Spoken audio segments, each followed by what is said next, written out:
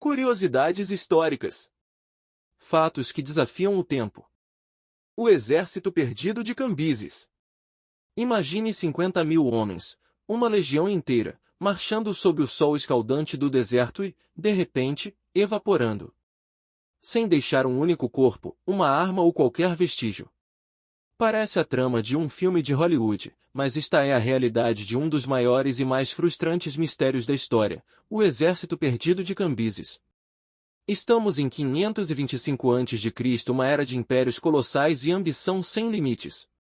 O Império Persa, sob o comando do rei Cambises II, era uma potência inquestionável, acabando de conquistar o poderoso Egito. Mas Cambises, filho do lendário Ciro, o Grande, tinha um plano ainda mais audacioso e, para muitos, insano. Esta é a história de um rei impetuoso, um oráculo profético e a fúria implacável do deserto que, segundo a lenda, engoliu um exército inteiro. Até hoje, arqueólogos e historiadores debatem o que realmente aconteceu com os 50.000 soldados persas. Para entender a magnitude desta perda, pare um momento e visualize.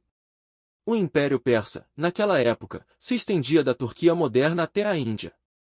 50.000 homens não era apenas uma grande divisão militar, era uma força capaz de subjugar nações inteiras.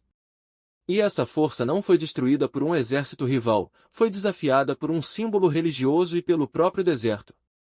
Esta arrogância, essa ambição desmedida, é o que torna o destino deste exército tão fascinante, ao mesmo tempo, tão tragicômico. A história antiga está cheia de batalhas perdidas, mas a história de um exército que nunca chegou à batalha é única. O rei impetuoso e seu objetivo sacrílego. Cambises II não era um rei comum. Ele herdou de seu pai, Ciro, um império gigantesco, mas sua personalidade era bem diferente. Fontes antigas o descrevem como impetuoso, instável e, por vezes, beirando a insanidade. Após a conquista do Egito, ele desrespeitou as tradições locais, ridicularizou deuses egípcios e até profanou templos, o que gerou grande ressentimento entre sacerdotes e a população. Mas o alvo de sua maior ira era o venerado oráculo de Amon, localizado no remoto oásis de Siva, no deserto ocidental do Egito. Este não era um oráculo qualquer, sua fama rivalizava com o oráculo de Delfos na Grécia, atraindo peregrinos de todo o mundo antigo em busca de profecias. Cambises o via como um foco de rebelião ou, talvez, como um desafio direto à sua autoridade divina. Em um ato de arrogância ou paranoia, Cambises decidiu que o oráculo deveria ser destruído. Não por estratégia militar, mas por uma vingança pessoal e para demonstrar sua supremacia. Para isso, ele mobilizou um exército de proporções colossais. 50.000 homens marcharam para o coração do deserto com a missão de aniquilar o santuário de Amon. A importância do oráculo de Amon para essa história não pode ser subestimada. Ele não era apenas um templo, era uma instituição que desafiava a autoridade de Cambises. Reis e generais de toda a região, incluindo o famoso Alexandre, o Grande, buscariam a bênção do oráculo de Amon anos depois.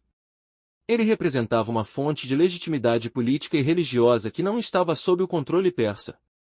Ao planejar a destruição do oráculo, Cambises não estava apenas atacando um deus, estava tentando eliminar uma fonte de resistência moral e um farol de esperança para os egípcios. Ele queria que seu exército aniquilasse não apenas o santuário, mas o próprio conceito de desafio à sua divindade. A marcha para o inexplicável e o relato de Heródoto. O exército partiu de Tebas, na margem do Nilo, e seguiu para o deserto ocidental. Esta jornada exigia logística impecável, suprimentos imensos e um conhecimento profundo do deserto, algo que os persas não possuíam totalmente. Eles marcharam por dias sob o sol escaldante, a areia e a privação sendo seus verdadeiros inimigos. Segundo a narrativa que chegou até nós, coletada pelo historiador grego Heródoto cerca de um século depois, o exército fez uma parada crucial. Após 7 dias de marcha, eles chegaram a um oásis que servia como ponto de reabastecimento, provavelmente Eusharga. Este é o último lugar documentado onde o exército foi visto intacto. Eles partiram do oásis e se aprofundaram no mar de areia, rumo a Siva. Mas foi aí que a natureza interveio. Heródoto registrou, enquanto jantavam, um forte e abrasador vento do sul surgiu e, com ele, uma imensa quantidade de areia. Os homens foram completamente enterrados pela areia e assim desapareceram. A descrição de Heródoto sobre a tempestade não é apenas dramática, ela é específica. Ele descreve um vento do sul, quente e violento, o que se assemelha a um fenômeno conhecido hoje como abobe. O abobe é uma tempestade de areia massiva que pode engolir cidades inteiras em minutos. Mas a questão não é se uma tempestade assim pode ocorrer, mas se ela pode enterrar 50 mil homens de forma tão completa que, por mais de 2 milênios, não tenhamos encontrado um único elmo, uma única lança. Pense bem, para um exército inteiro sumir, a areia não apenas teria que ter caído, ela teria que ter se movido, cobrindo o local com centenas de metros de duna, em um ciclo contínuo de soterramento. É um evento de uma escala geológica inimaginável.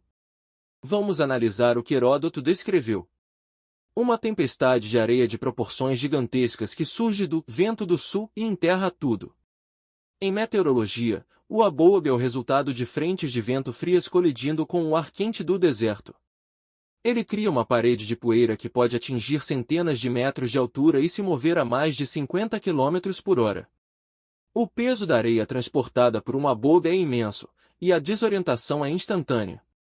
É cientificamente possível, portanto, que um exército tenha sido pego de surpresa. No entanto, mesmo o abobe mais violento geralmente não consegue enterrar grandes estruturas de ferro e centenas de metros de profundidade. Isso nos leva à grande questão que alimenta as teorias céticas. A história é chocante: 50 mil soldados, engolidos vivos por uma tempestade de areia. E o mais intrigante? Nenhuma expedição arqueológica séria jamais encontrou um único vestígio daquele exército colossal, nem armaduras, nem ossos, nem armas de ferro. O exército persa desapareceu sem deixar a menor evidência de sua passagem ou de sua morte. A análise dos céticos e as teorias sombrias. É aqui que os historiadores modernos se tornam céticos. O relato vem dos sacerdotes egípcios para Heródoto, e os egípcios tinham todo o interesse em retratar Cambises, seu opressor, como um tirano punido pelos deuses do deserto.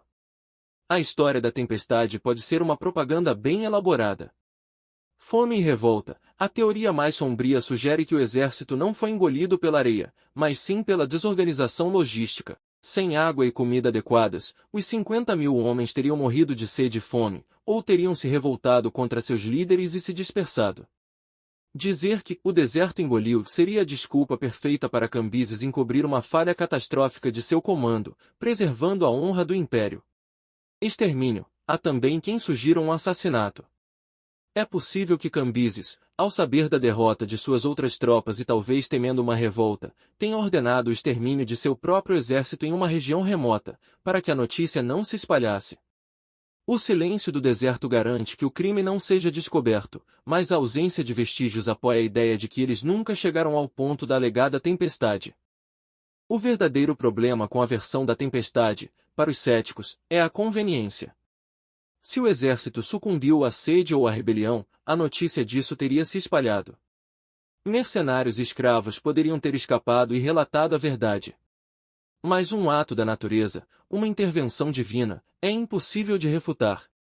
A história do abobe, portanto, não serve apenas como uma explicação, ela serve como um poderoso instrumento de propaganda persa para proteger a imagem de Cambises e do império, silenciando qualquer questionamento sobre sua liderança ou logística militar. E é essa camada de dúvida que atrai os arqueólogos e aventureiros até hoje. Busca moderna e conclusão. Durante séculos, a história permaneceu como lenda. Mas arqueólogos se tornaram obcecados em provar a versão da tempestade de areia. Várias expedições foram lançadas, muitas delas usando tecnologia moderna, como imagens de satélite e radares de penetração no solo. Os arqueólogos concentraram seus esforços na área entre Euxarga e Siva, o corredor mais provável. O deserto, contudo, se recusou a entregar seus segredos. O exército permaneceu obstinadamente desaparecido. Em 2009, um time de arqueólogos italianos alegou ter encontrado evidências como vasos e pontas de flecha. Contudo, a comunidade arqueológica internacional recebeu o anúncio com grande cautela. Muitos artefatos eram de períodos incorretos ou não estavam em contexto militar claro. O consenso permaneceu, a prova definitiva ainda não existe. Seja ele traído pelo rei, Vencido pela sede ou engolido pela mãe natureza, o exército perdido de Cambises é um enigma perfeito. É um lembrete fascinante de que, mesmo nos tempos de hoje, a história guarda segredos colossais sob as dunas do deserto. E o mistério, por enquanto, continua a desafiar o tempo. E você? Em qual teoria você acredita? Deixe sua opinião nos comentários. E se você adora mistérios históricos como este, se inscreva no canal para descobrir mais fatos que desafiam o tempo.